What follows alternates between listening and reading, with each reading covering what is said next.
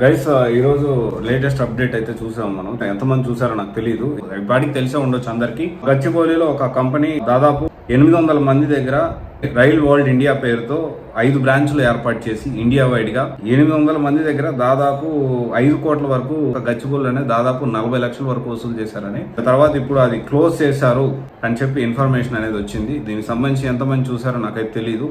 దీంట్లో ఏంటి అంటే ఒక సిస్టమేటిక్ గా హెచ్ఆర్ రిక్రూట్ చేసుకొని ఏ డిగ్రీ అయినా పర్వాలేదు, ఏ బ్రాంచ్ అయినా పర్వాలేదు, ఎంత పర్సంటేజ్ ఉన్నా పర్వాలేదు, డబ్బులు కడితే జాబ్ ఇచ్చేస్తాం. సో బేసిక్ ఏంటి అంటే ఇది మనం అర్థం చేసుకోవాలి. నేను రీసెంట్ గా కూడా ఈ కొన్ని బ్యాక్ డోర్ పేరుతో ఫేక్ కంపెనీస్ లిస్ట్ అనేది కొంత నేను ఇచ్చినప్పుడు నాకు కొంత థ్రెటనింగ్ కాల్స్ అంటే బెదిరింపు కాల్స్ కూడా వచ్చాయి. డెఫినెట్లీ వాళ్ళ నెట్వర్క్ పెద్దది. ఎందుకు నెట్వర్క్ పెద్దది అంటే వాళ్ళు వచ్చే ఆదాయం కూడా చాలా ఎక్కువ ఉంటుంది.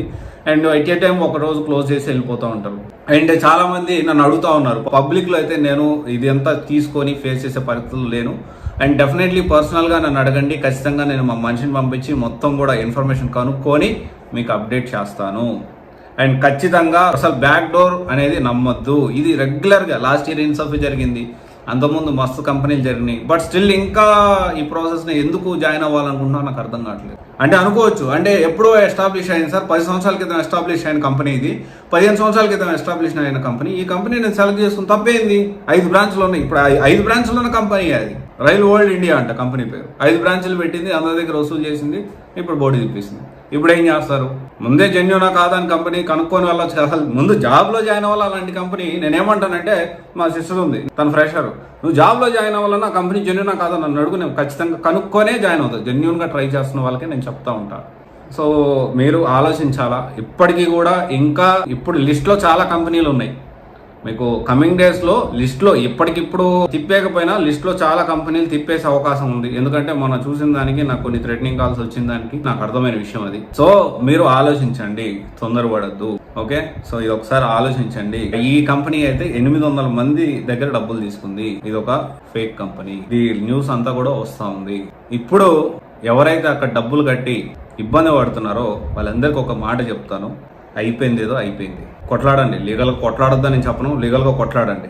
కానీ దానికంటే ముఖ్యమైన విషయం మీ కెరియర్. పోయినాయేమో 2 లక్షలు లేకపోతే 3 లక్షలు పోయినాయేమో, మీరు మళ్ళీ సంపాదించుకోగలుగుతారు. చట్టం తన పని తాను చేసుకోబోతుంది. నాకు న్యాయం జరగట్లేదే, నాకు డబ్బులు రావట్లేదే, దాని చుట్టూ తిరుగుతూ మీ లైఫ్ని వేస్ట్ చేసుకోవద్దు.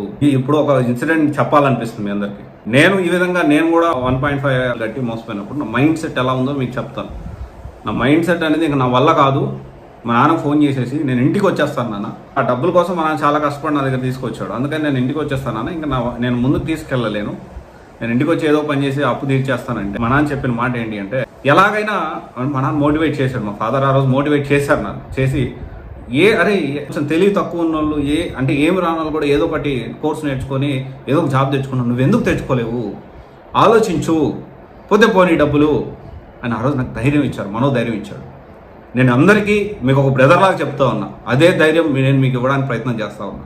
ఓకే, అయిపోయింది అది అయిపోయింది. ఏదో కోర్సు ఉన్న మంచిగా సెలెక్ట్ చేసుకోండి, కోర్స్ సెలెక్ట్ చేసుకోండి, ప్రయత్నం చేయండి.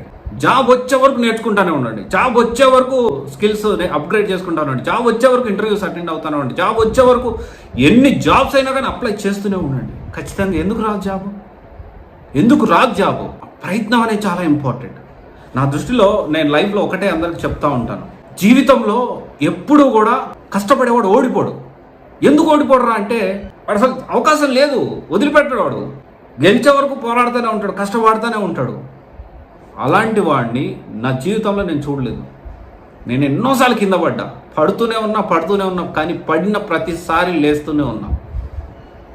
ఎన్నిసార్లు పడ్డానో నాకు మాత్రమే తెలుసు. నేను అయిపోయిందిరా, అబ్బా అయిపోయింది వీడి పని, ఇంకా ఈ లైఫే లేదు చాలాసార్లు అనుకున్నారు, కానీ మళ్ళీ లేచాను.